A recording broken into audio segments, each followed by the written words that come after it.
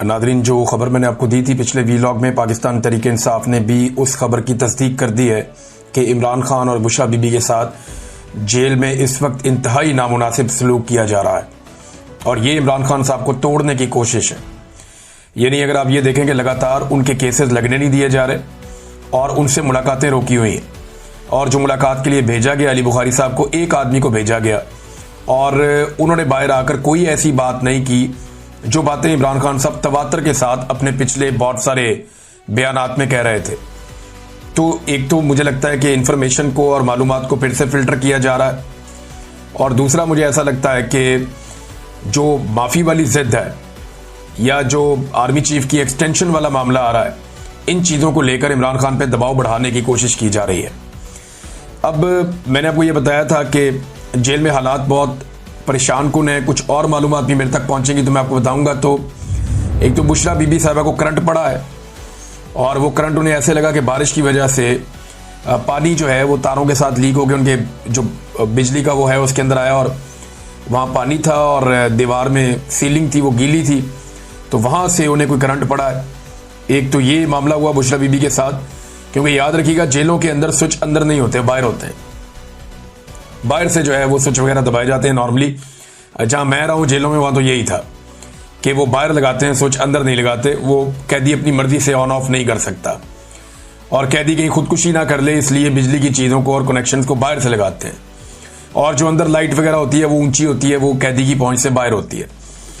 अब नाजरीन, जो बुशरा बीबी का ये मामला है, दूसरा क्योंकि जो है वो बरसात का मौसम है तो कुछ बरसाती कीड़े वो भी अब सेल्स के अंदर हैं। अब पता नहीं वो डेलिबरेटली छोड़े जा रहे हैं, क्योंकि इस खदशे का इजहार किया गया है कि जानबूझकर ऐसे हालात पैदा किए जा रहे हैं जिससे ये मियाँ बीवी बहुत ज़्यादा तंग आ जाएं। पाकिस्तान का साबिक वज़ीर आज़म और साबिक खातून अव्वल, इनकी ज़िंदगी को इस वक्त अजीरन किया हुआ है अडियाला जेल में पाकिस्तान की एस्टेब्लिशमेंट ने, और वो पूरी कोशिश कर रहे हैं कि किसी तरह ये टूट जाए।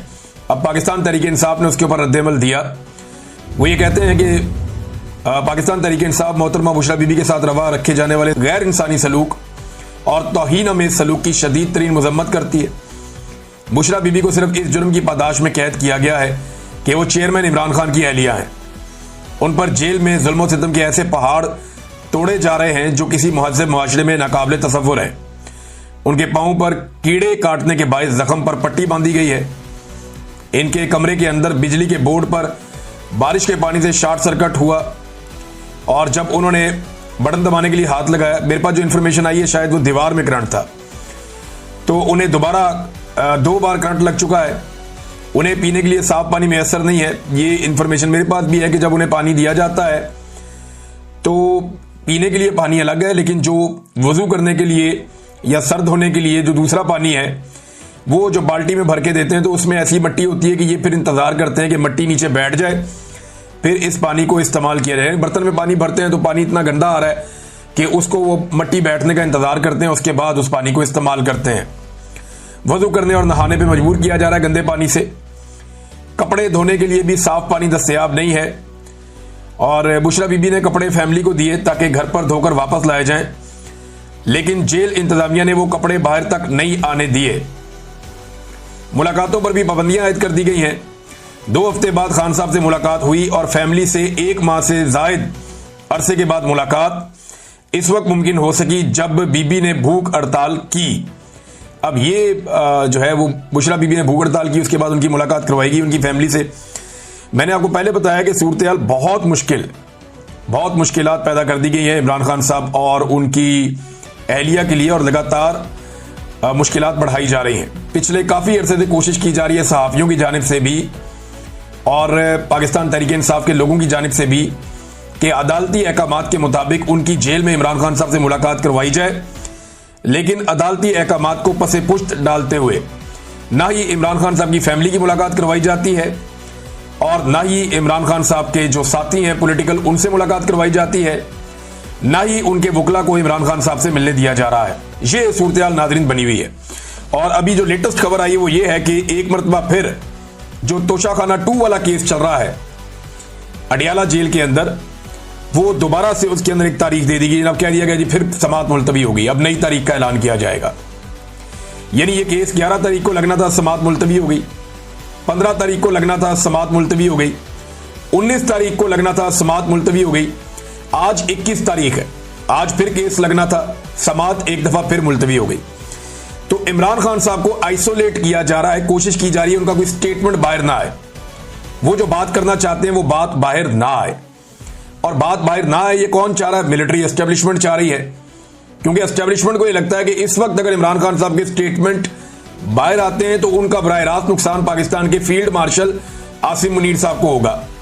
अब पाकिस्तान में जो एस्टेब्लिशमेंट की मकबूलियत है वो तो आपके सामने है, लोग उन्हें रोजाना बुरा भला कह रहे हैं। वो सारी कोशिशें करने के बावजूद, आलमी सतह के ऊपर पूरा हर तरह का कंप्रोमाइज करने के बावजूद, जो कुछ इनके पल्ले था इन्होंने अमेरिका के सामने कंप्रोमाइज किया, आलमी सतह पे कंप्रोमाइज किया, पाकिस्तान के वसाइल तक बेच दिए, हर चीज गिरवी रखने के लिए तैयार हो गए, लेकिन इन्हें मकबूलियत नहीं मिली। क्योंकि पाकिस्तान के अंदर हालात ये हैं, SIFC जैसा सफेद हाथी बनाने के बावजूद आर्मी चीफ ने दावा किया था कि वो 1 साल के अंदर मईशत को बिल्कुल ठीक कर देंगे। उनका काम ही नहीं है, बंदा क्या उनसे शिकवा करे भी, उन्हें अलिफ बे नहीं पता मईशत की, तो वो कैसे ठीक कर सकते हैं मईशत को? 1 साल में उन्होंने दावा किया था ठीक कर देंगे, आज 2.5 साल होने को आ गए हैं, मईशत का मजीद बेड़ा गर्क हो गया। आप देखेंगे 45% पाकिस्तानी गुर्बत की लकीर से नीचे चले गए, पहले तो नहीं थे।